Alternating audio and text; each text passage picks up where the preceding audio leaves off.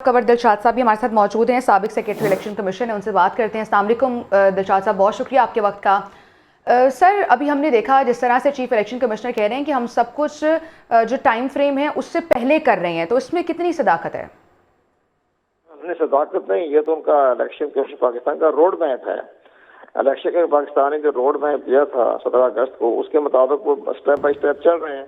हल्का बंदियां भी हो गई हैं, इंतखाबी फरिश्ते भी तैयार हो गए हैं, रिटर्निंग ऑफिसरों की अपॉइंटमेंट भी हो रही है, और इसी तरह से जितने भी जो मामला होते हैं इलेक्शन के इससे पहले वो तमाम उन्होंने इस पर काम शुरू खत्म कर दिया है। तमाम मामला तय हो चुके हैं। इस लिहाज से 8 फरवरी को इंतखाबात का जो हतमी फैसला है ये supreme court of Pakistan, president of Pakistan और इलेक्शन कमीशन पाकिस्तान का तीनों का मुश्तरका एक मुआहदा है। मुआहदा नहीं बल्कि ये लाहे अमल भी नहीं है, बल्कि कानूनी जवाज़ के मुताबिक 8 फरवरी की तारीख मुकर्रर की गई है।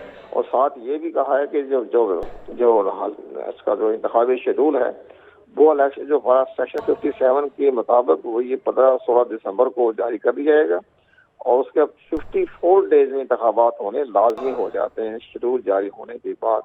तो ये तो सारे मामला तय हो गए हैं। अब 22-23 दिसंबर को नॉमिनेशन पेपर लेने शुरू कर देंगे, और सारी सियासी पार्टियों का जो है लाएमल जो है वो यही है कि तमाम अपनी पार्लिमानी बोर्ड। तो जब सहाफ़ी ने सवाल किया कि शेड्यूल कब जारी होगा जो इलेक्शन का है, उस पर कोई जवाब नहीं दिया, मुस्कुरा दिए, तो उसमें अभी आपको क्या लग रहा है कि एग्जैक्ट कितने दिन पहले इलेक्शन शेड्यूल जारी किया जाएगा?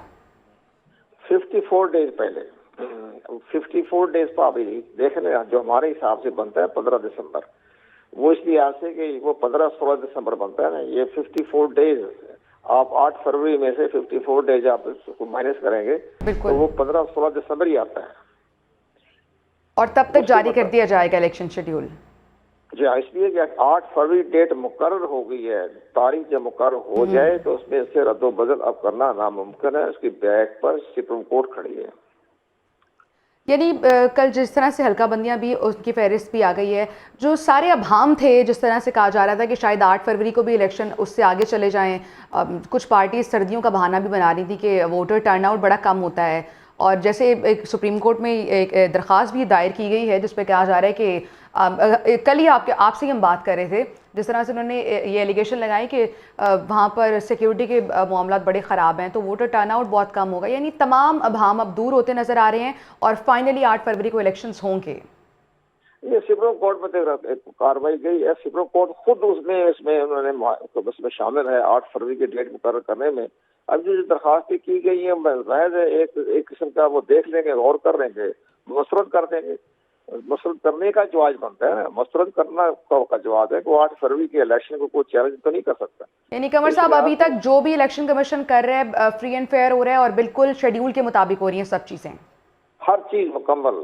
मैं ये भी अर्ज कर जाऊं कि ये जो मौजूदा चीफ इलेक्शन कमीशन की मौजूदगी में किसी किस्म की करप्ट प्रैक्टिस का सवाल ही नहीं पैदा होता। तमाम ब्यूरोक्रेट्स जो हैं उन्हें एहसास है कि अगर हमने कोई करप्ट प्रैक्टिस की तो हमारा मुस्तकबिल तारीख हो जाएगा।